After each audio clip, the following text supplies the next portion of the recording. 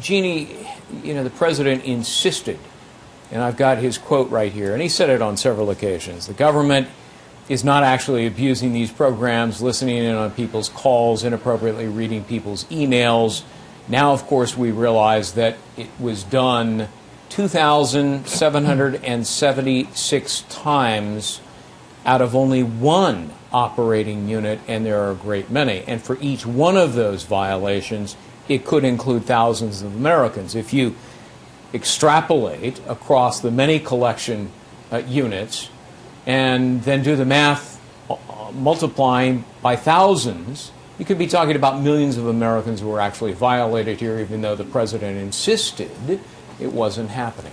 Yeah, I mean, it's absolutely astounding when you think of it, and you think that this is a president who's from the Democratic Party, and this is a party that was known to care an awful lot, or so we thought, about these issues, and yet here's a president that came out and denied the fact that this was happening. Turns out it was happening, and just to, you know, look at the politics of this thing, I think that Rand Paul is absolutely brilliant in his strategy of trying to bring the libertarian wing of the party into the Republican Party, because working with young people, as I do day after day, these are issues that they care about an awful lot. They do not want the government intruding on their lives like this, and this is a grand opening for the grand old party to say, look, you can come in. Now, I know there's another wing of the party, Peter King, Chris Christie, and others who don't want that happening, but, you know, I think Rand Paul is absolutely right to raise this, and, you know, he owes a lot to his father, I think, who's raised these issues before, because these are issues that are absolutely terrifying to people, and especially I go back to young people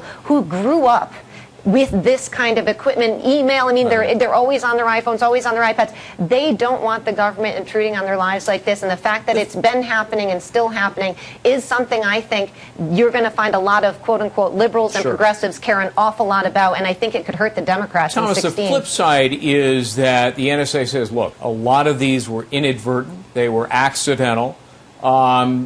Yes, there were some that apparently had been done intentionally, and that's a violation.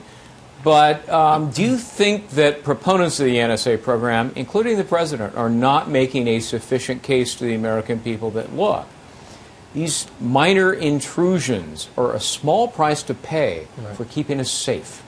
Look, I don't... First of all, is anybody really surprised that the government is screwing something like this up? I mean, this is a major operation. Are we really surprised that there have been mishaps and missteps and inadvertent things happen? Of course, we're not.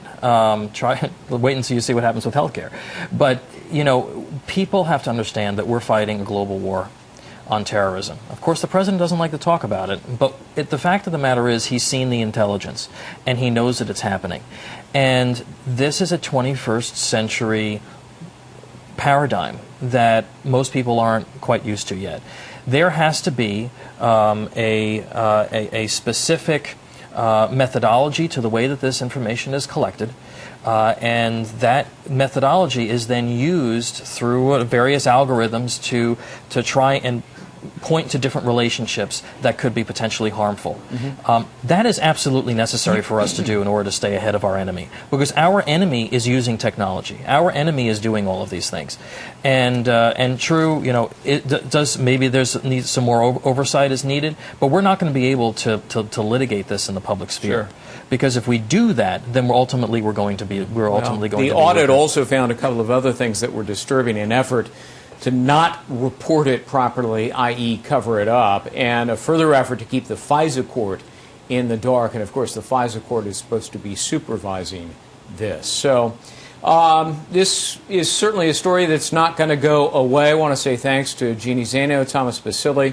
Thanks, you guys, for dropping by and talking about this.